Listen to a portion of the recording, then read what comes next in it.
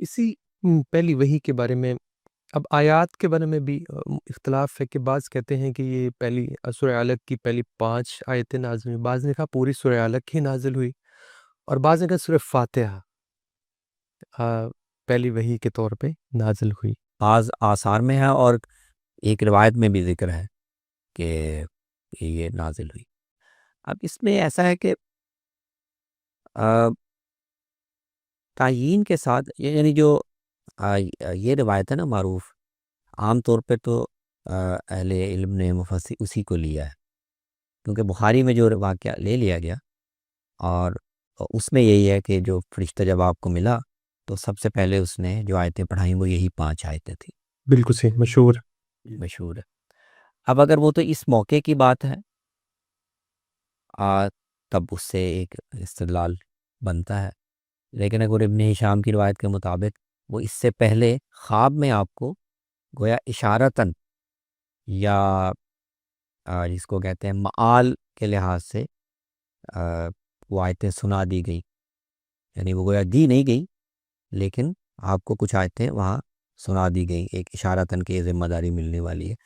تو اس لحاظ سے میرے خیال میں اس رائے کی ایک بنیاد تو بن جاتی ہے۔ ٹھیک، خواب میں بھی اگر آپ کو اگرچہ وہ وہی دی نہ گئی ہو لیکن آپ کو ایک منظر دکھا دیا گیا ہو، کیونکہ ابھی تک تو اس موقع اس روایت کے لحاظ سے ابھی نبوت آپ کو دی نہیں گئی، وہ تو اس کے بعد دی گئی ہے۔ باہر تشریف لے گئے جب آپ۔ لیکن پھر بھی وہ آیتیں اگر آپ کو سنا دی گئی خواب میں تو اس سے ایک رائے کا یہ اس نقطہ نظر کا پیدا ہونا کہ یہ پہلی 5 آیتیں تھیں، اس کا ایک گنجائش تو بن جاتی ہے۔ بالکل ٹھیک، لیکن تعیین کے ساتھ یہ کہنا کہ وہ کون سی پہلی 5 آیتیں تھیں میرے خیال میں مشکل ہے۔ بالکل ٹھیک ہے۔ جب آپ کو نبوت دے دی گئی اور اس کے بعد پھر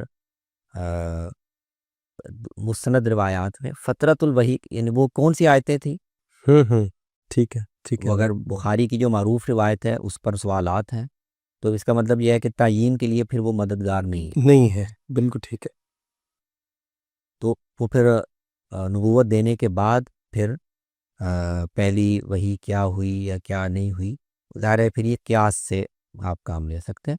تو بعض آثار میں ہے، بعض روایتوں میں بھی ذکر ہے، اور کامدی صاحب کا استنباط یا قیاس یہ ہے کہ اگر ہم دیکھیں تو مضمون کے لحاظ سے وہ پہلی وحی سورہ فاتحہ بنتی، جی بالکل ان کی رائے، کیونکہ وہ ایک طرح سے گویا طلب ہدایت ہے جس کے جواب میں پورا قرآن اترا ہے۔ تو یہ بہت قرین قیاس ہے کہ سب سے پہلے آپ کو وہ دعا ہی سکھائی گئی ہو، بالکل اور پھر اس کے جواب میں تو ہو سکتا ہے ایسا ہی ہو، لیکن یعنی بہت حتمیت کے ساتھ یہ کہنا مشکل ہے، کیونکہ پھر مستند روایات میں اس کے بعد فترۃ الوحی کے بعد پھر جو پہلی سورہ نازل ہوئی اس کا ذکر ملتا ہے، اگر جابر کی روایت میں کہ وہ یا ایھا المدثر تھی۔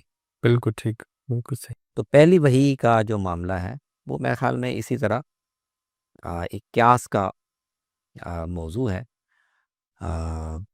اگر وہ خواب والے واقعے کو مان لیا جائے اور اس کو ایک پہلی وحی کی ایک شکل مان لیا جی جائے جی جی، تو جو معروف نقطہ نظر ہے اس کی بھی ایک تائید ہو جاتی، بنیاد ہو جاتی۔ اگر آپ اس پہلو سے دیکھیں کہ وہ ایک اشارہ تھا لیکن جو باقاعدہ وہی پہلے اتاری گئی وہ کوئی اور تھی، ہو سکتا ہے سورہ فاتحہ ہو، تو میرے خیال میں وہ علمی ایک گفتگو کی اس میں گنجائش موجود ہے۔